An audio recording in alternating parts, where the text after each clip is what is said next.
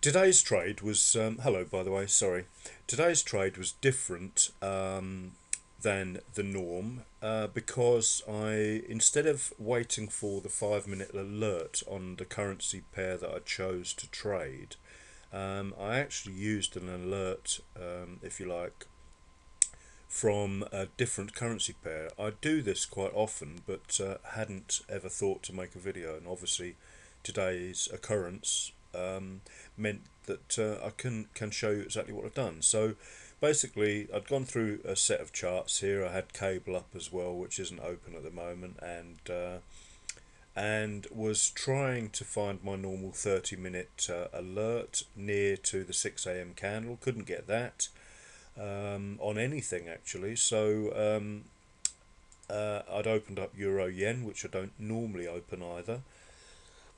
As a last resort, what I try to do is find a chart, pound yen being, because it moves so fast. Oh, excuse me. But I had to open Euro Yen because nothing else. I even opened Euro Australian Dollar, which I don't like to trade at that time of the morning. And I had Aussie US Dollar open as well. Um, and it was a question of really drilling down and seeing what was going on. Well, we could see clearly we'd got a good strong trend going on Euro Yen, and in fact, if you look at pound yen at the same time, it's almost identical in terms of the chart.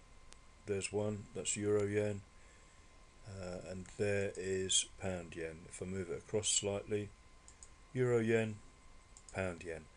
So the reason I chose one over the other is that the pound yen had more of a gap to what I consider to be a significant level, which was that 136 level. And I have to bear in mind, and I keep forgetting to mention this, I'm sure I've done it in previous videos, but I always cut my target a couple of pips short of the round number or the 25 level, whatever you want to call it, or a significant resistance, which would be, say, for example, yesterday's high or whatever. It's because, for whatever reason, they seem to cut quite, you know, almost always short of that level. The first test is always a couple of pips or a pip below the level.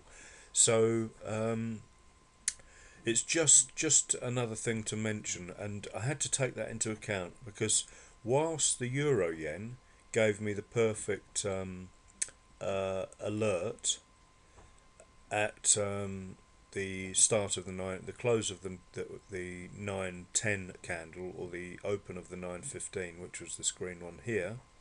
Um, if I'd had to set my target a couple of pips low, this one closed at 90.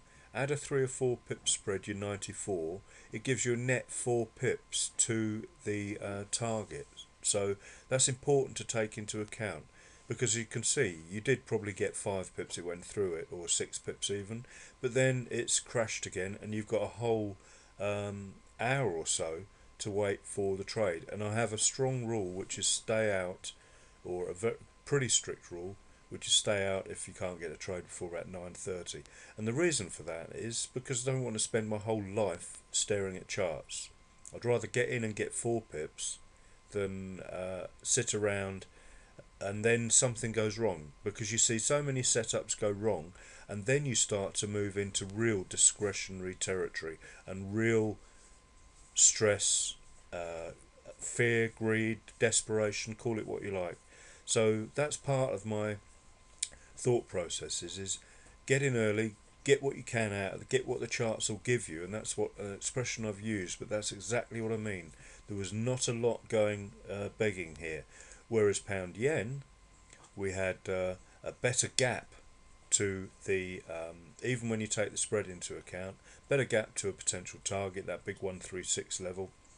And that's why I chose to trade this. Now, as you can see, the alert happened. I'd taken the trade before the alert happened. If we look at the 1 minute, you can see that, because I put the alert line on there. Close of the green candle was when the alert would have printed, so therefore it wouldn't have been on the charts when I took the trade. And here you can see I did enter the trade slightly early.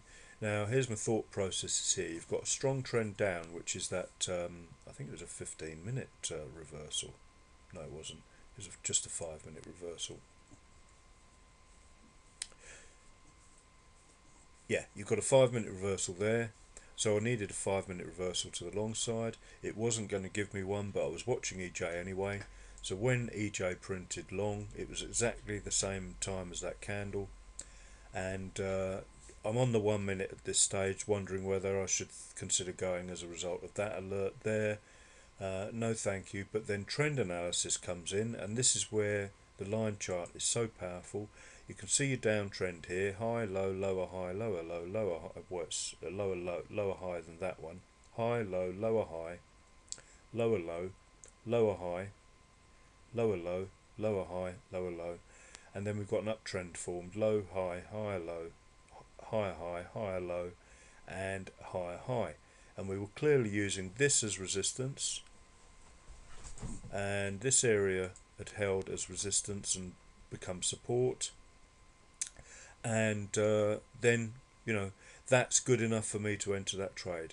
So that was the thought process behind that. That's where experience comes in, and hopefully, you know, you can see a pattern forming. You know, you've got this is just Groundhog Day again, day in, day out.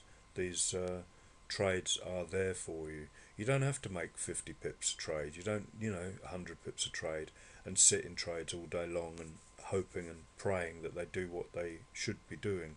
That's murder, in my opinion.